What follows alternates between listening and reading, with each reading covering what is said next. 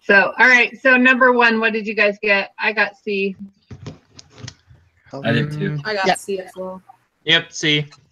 Okay, number 2, I got B as in boy. Can anyone hear me? YB. Yeah, we can hear you. Okay, good. So it's Alex, right? Yes. In order to do U4 measure of labor underutilization, you have to add the discouraged workers. So total unemployed plus discouraged worker is 7 million, but total unemployed is 6.2. So you would subtract those to get the discouraged workers of 0.8. But you also have to add that the discouraged worker to the civilian labor force too when you divide it. On this one, I struggled the most, and I finally, like 10 minutes ago, I figured it out. It was on table 2 in the book, but I didn't answer it. So the civilian labor force does not include the discouraged workers? That's my understanding. Okay, from the table 2, it says U4 total. Where do I find table 2? I'm sorry? Where do I find table 2? It's in the book. No? The labor force is unemployed and employed people. That's what the labor force is equal to. Yes, and you're only unemployed if you've been looking for work for 4 weeks. Right. Yes. So that's what equals the labor force. So the discouraged workers aren't included in that. So it makes it 6.9%. All right. So B for number 2? Ah. I mean, unless you... I mean, that's so B my for number 2? understanding of it. Yeah, that's what I got. I think you're right about that. Okay, so what did you guys get for number 3? A. Bravo. I got C. Oh, we're all over the C place. as well. I got C also. C wins, guys. Why would a preference among older men to retire early increase the unemployment rate? Because if older men retire early, then that makes the employed or the labor force smaller, and so unemployment rate would be a bigger percentage of the labor force.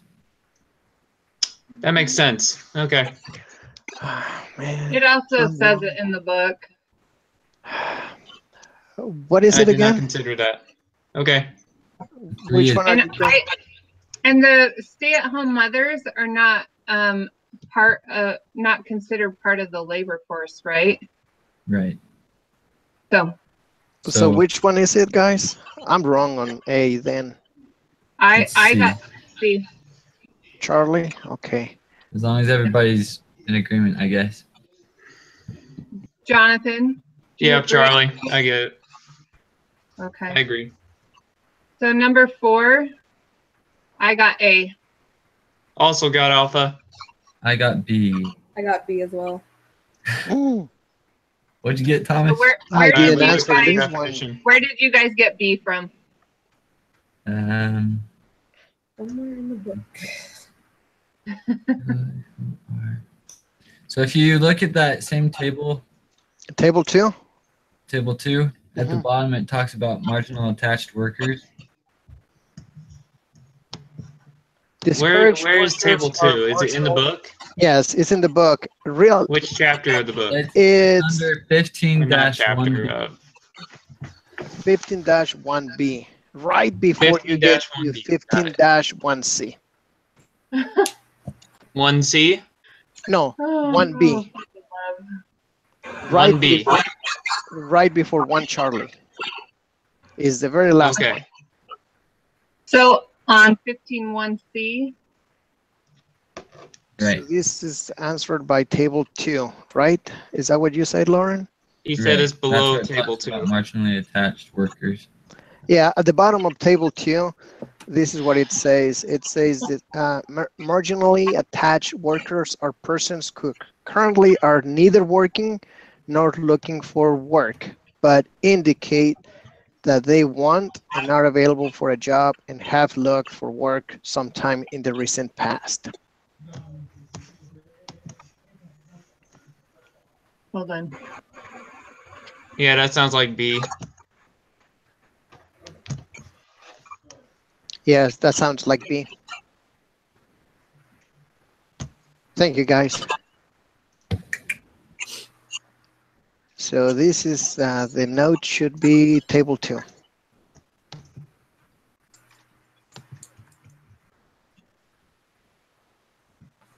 Okay, thank you. Kind of hard to argue with proof, huh? All right, number 5. Number 5, I have Charlie. I have C as well. You guys got Charlie? Yes, sir. Yeah. Yeah. I got Alpha. Labor force participation rate. Okay, my notes say for 93.3%, see a slide 5 to 7. The population is 30 million. The workforce is 28 million, employed plus unemployed. So we have 28 over 30 times 100 equals 93.3333 and so on. So All to right. solve for this, Jonathan, it's I got labor. it. I got it. Okay. Okay. Sorry about that. So Charlie? That's what I got. Okay. Number 6? I got A. I got A. A, Alpha. Also got A. That was easy. Okay, 7. C. C. Charlie. C. Okay. Okay. Number 8? Number 8, I got C. Charlie. Yep. Also Same. got Charlie. 9 is D. Yep. Delta. Yes. Wait, what? Number 9. Number 9. Okay. I got... We're talking about number 9. I got D. Yeah. Okay. 10, I got A. I got A Alpha. as well. Same. I was less sure of it, but I also got A. Yeah. That's under for 15 number 1A 10. in the book. For number 10, I have my notes. C 15.1a, definition of employed in the book. And slide 3 is partial, shows business but no absent. So the definition in the book it's broader, it's more definitive. Wait. Okay. So does that mean... Hold on. Say the definition again. The definition, in 15.1a, definition of employed in the book. Let me find it. 1a. In the slideshow, it doesn't show absent, but 1a does. And did I highlight it? Okay. Oh, sorry. Where is employed? It's 1a. Okay. Well, okay. The definition seems to support our answer. Sorry, I thought you said something different than what we chose. Yeah, employed. This category includes those who work as paid employees, work in their own business, or as unpaid workers and family members. Both full-time and part-time are counted. This also includes those who were not working, but who had jobs from which they were temporarily absent because of, for example, vacation, illness, or bad weather. I guess we're Okay, good on number so 10. 11, I got A. Me Yeah, too. A. Also got A. Alpha. Okay, what'd you guys get for 12? Charlie. C. Charlie. Okay. I wasn't sure. I'll go with Charlie. Yeah, I was a little unsure too, but that's the one I picked. For number 12, Yeah. see the definition, C15.2a, changes in the composition of demand among industries or regions are called sectoral shifts. because it takes time for workers to search for jobs in the new sectors. Sectoral shifts temporarily cause unemployment. Also see a slide 23. Slide 23. Mhm. I believe you're talking about slide 22, because slide 23 does not say anything about frictional unemployment. Yeah, 22. You're good. Right. Wait, maybe 23 Actually, says he's right. 23 does say something about 23 unemployment. says sectoral shifts are changes in the composition of demand across industries, Yeah. or regions. You're of the right. country. Slide 23. Okay, that makes sense. Are we all good on that, or? Yeah. Okay. What do you guys get for 13? I got alpha A. I got A. Oh, What'd you get? I got- From what I understand about frictional and natural unemployment, frictional basically influences natural. So if you're affecting one, you're affecting the other. Okay, I got D on that one. Oh, we're all over the place. It sounds like we got two answers. Did we get a? I got Charlie. I got frictional unemployment. Let's see. What did you get, Alex? I got A. Lauren? I'm still looking over a few things so I can answer it. Sorry. So we have 2 A's, 1 B, and 1 Charlie. All I right. heard somebody. And slide Okay, so 24, Slide 24. a little bit, and then it talks about it in section 2B in the book. Right. Okay. Section 2B. Well, I'll go check the book. And I'm looking over it right now. Okay, my suggestion would be to move on, and then we come back to this one. All right. This is which one? 12, right? 13. Oh, Now we're on 14. okay, hold on. So this one is, what slide did you say? Slide 24. And it was C12, 15 2B. Okay. 14. Is that what you said, Amy? That's the one that we're on now, right? Or Alex? Sorry. No, we're going to 14. What do you guys get? Charlie. What number? 14. I got C as well. Also C. Amy. Okay, sounds like we're Lauren. good on that. I got C. Yeah. 16? Okay. Mhm. 15. I got On 15, I have no clue what to do about this one. 15? yeah. Oh, this is easy. You just find where a gap of 2,000 workers is. Wait.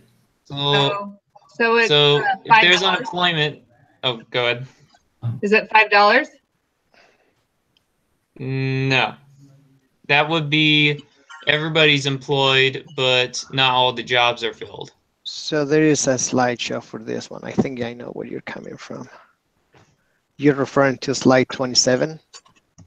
Let me see the slide first before. So would it be Sure. the $7 then? Yes. Okay. Because there's a greater supply of workers than there is a demand, so all the jobs are filled, but there's still people that want jobs. Does that make sense? Okay. Yeah. Yeah, so I 7. know. I was watching the video right before we were Meeting. Yep. So I'll go finish watching that, make sure I understand it. So it's gonna be the video and slide 27. Okay.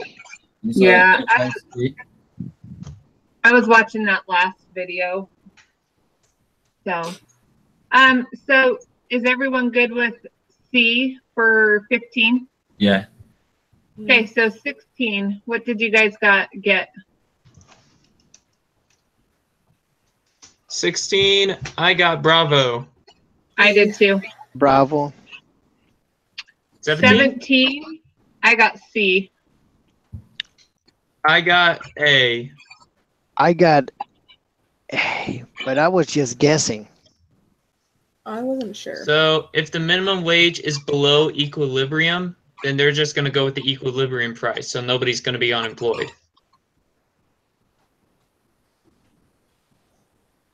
All right.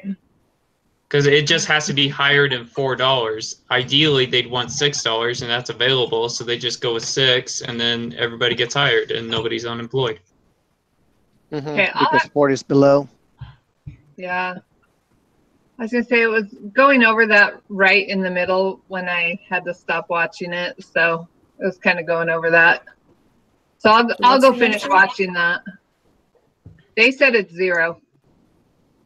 0. And Jonathan explained because since it's below equilibrium that there will be 0. Yeah. Right, Jonathan? Yeah. Okay. Okay. So 18. 18. I got A. Charlie. Yeah, I also got Charlie. I got B. This is really similar to the question we had earlier.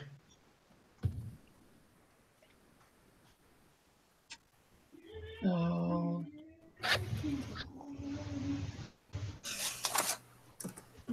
Huh. I selected C, but I didn't write Y. Yeah, I don't see how one can influence natural rate of unemployment, but not the frictional rate, because those two seem related. I don't really see how one can affect one without influencing the other.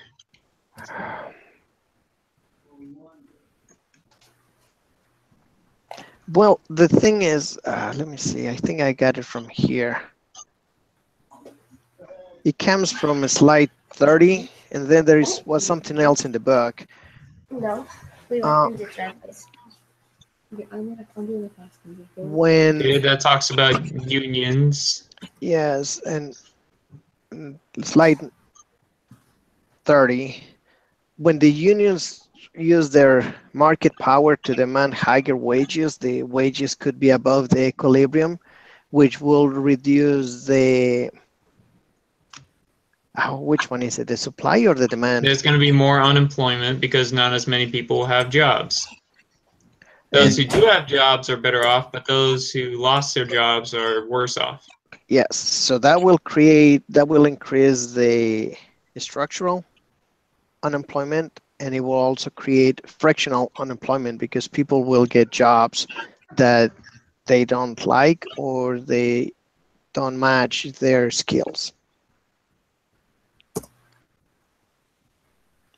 But I didn't write here why I selected C, so I don't know if that makes sense to you guys. What did you guys say then for it? Go ahead and What were explain the- again. Yeah. For 18, I selected Charlie.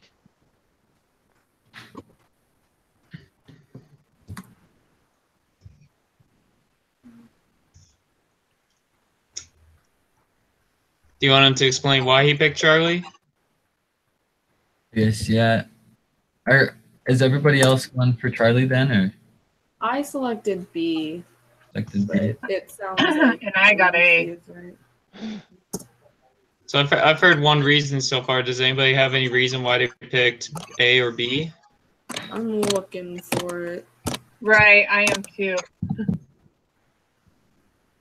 We can move on and then we can come back to it. Yeah, Yeah. we can. Well, there is only one left. No. Dude. There's 2 left. That was number 18. We saw 19 and 20. Oh, my bad. Okay, what'd you guys get for 19? I got A. A. I got A as Okay. well. Me too. 20? Okay, 20. Charlie. Also Charlie. Same. All right, so we got to figure out the frictional equilibrium and natural equilibrium thing. So we are going back to 18, right? Sure. There was another one, but I forgot what the other one There's was. 13. It's a similar question. I think Okay. it's 15. Let's go to the book. I think the book was more. Man. The book is the most specific. The challenge is finding out where in the book it is. Yeah. So it starts talking about it in unions in 15-4. Thank you. -4. Okay. See, I messed up. 15. I thought the meeting was an hour ago. Because I'm in Central Time, sometimes I forget. Oh, you're okay.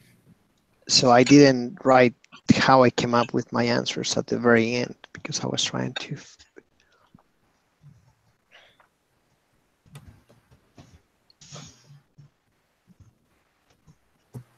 Oh, here you go.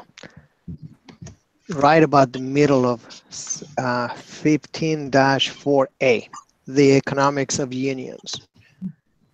There's Okay, this part that says when a union raises the wage above the equilibrium level, it raises the quantity of labor supplied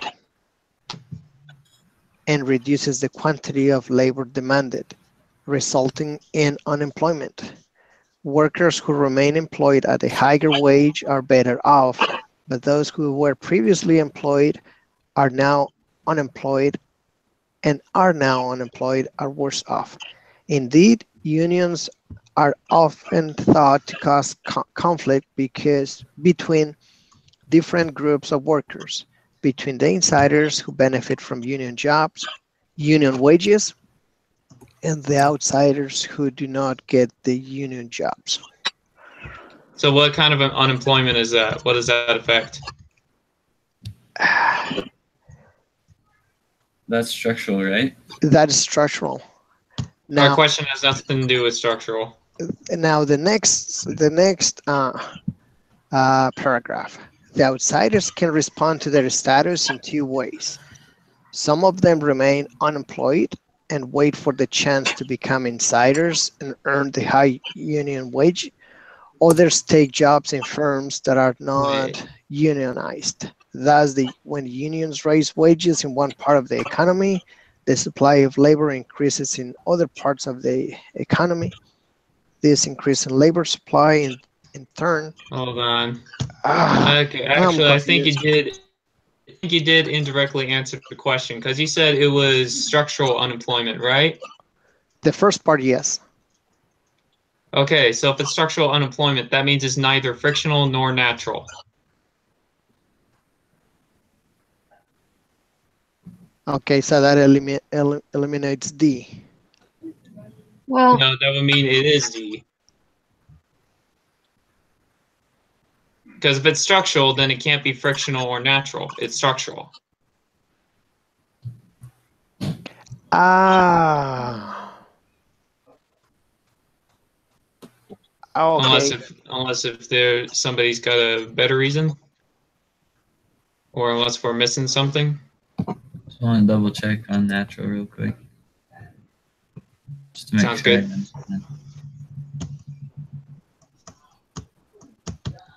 This is I like, just kind of figured if that's the case, and so I'm gonna I know unselect it's C frictional, but because so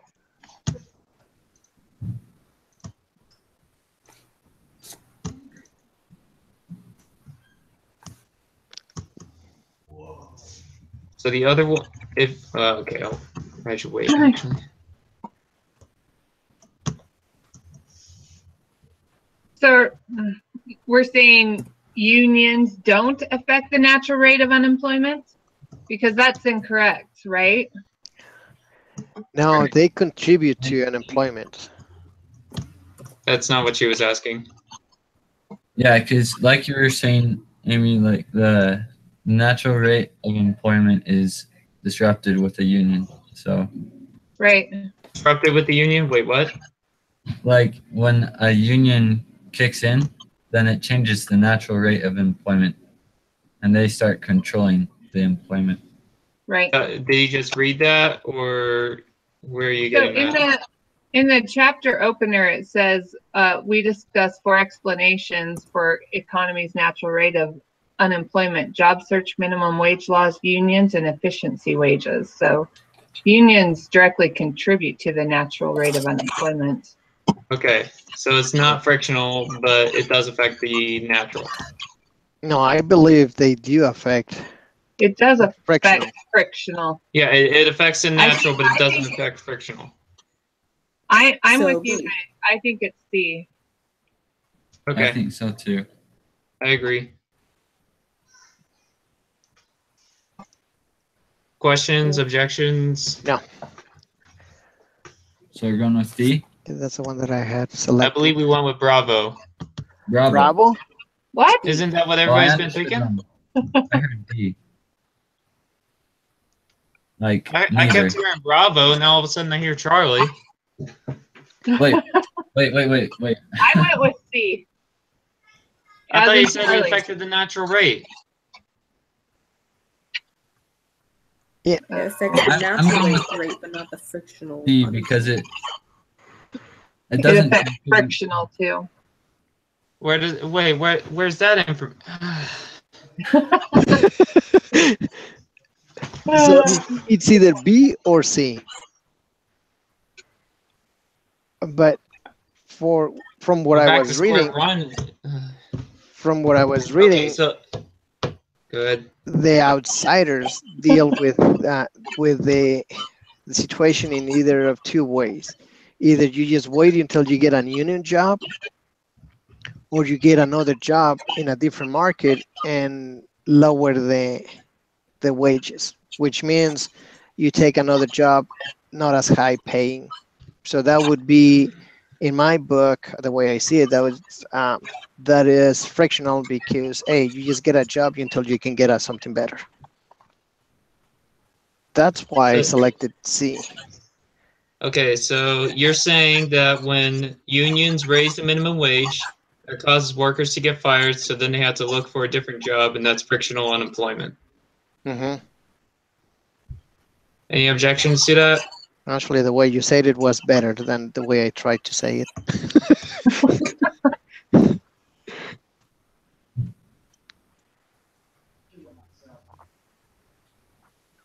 But didn't we say that when unions do that, that's structural unemployment? Yeah, that's what it sounded like to me. That's what it seems to say on the PowerPoint. When there's more people that want to work, but not enough jobs, Right. wouldn't that be structural? Yeah. So it wouldn't be frictional, it'd be structural. What's the difference between a structural and natural? I think the union thing does affect the natural. I think it does affect natural. I think it can affect. Okay, how do I explain this? Now I'm confused. Okay, okay. I'm just gonna say what I think the answer is based off of what I've heard. I think unions affect the natural rate, but they don't affect the frictional rate. Instead of affecting the frictional rate, they affect the structural rate. Does that make sense? Mm-hmm. Mm-hmm. Any objections? Nope. Oh man, gonna have to go back and read this again.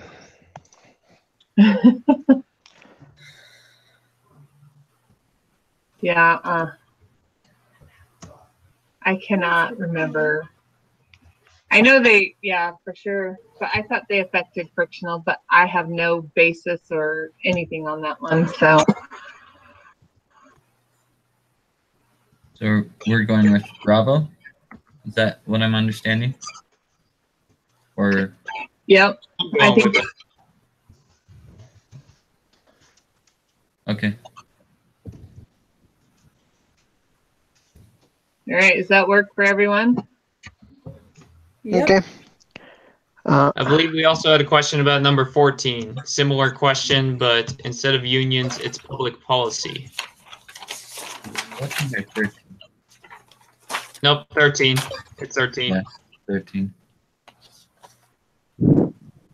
In this case, I believe it's A, because public policy usually does stuff that helps people find jobs.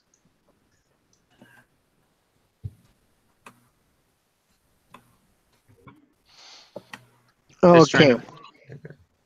Here's the thing. Public policy also includes minimum wage, and I mean, I not agree, minimum but wage, I'm going off of the PowerPoint. unemployment insurance. Unemployment and, but- insurance, frictional And unemployment insurance causes frictional unemployment because, A, I have benefits, so why do I care about finding a job until my benefits run out? If you go to 15-2B in the book, in the very first paragraph under public policy, it says it reduces frictional unemployment and it reduces the economy's natural rate of employment. So it would be A. Really? I read it wrong?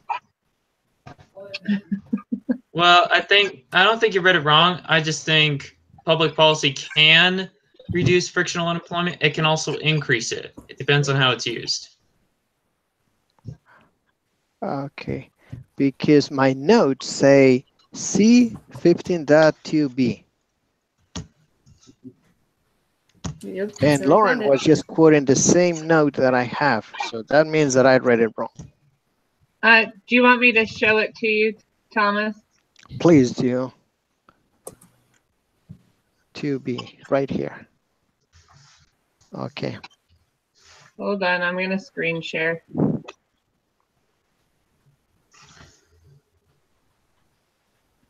Here you go, right here, highlighted. Uh-huh. Oh. Oh, I have to select Amy. I see. The internet, for instance, may help us select a job.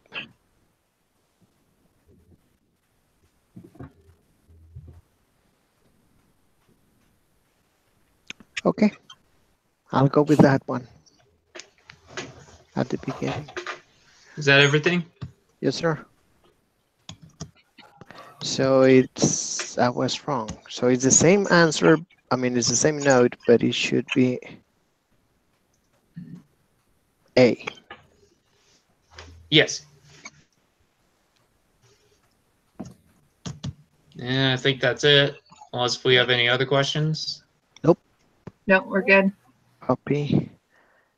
Link. Okay. All right. Add it. Paste it. Save. Okay. I'm gonna go take the quiz then. All right. We will see you guys next Monday. Thank All you. right. And Amy, you're gonna. Oh, we don't need to. Never mind. I'm confusing classes. Never mind. You got this, I'm Tom. okay. I'm okay. All right. See you guys. Thank you, guys. Have fun.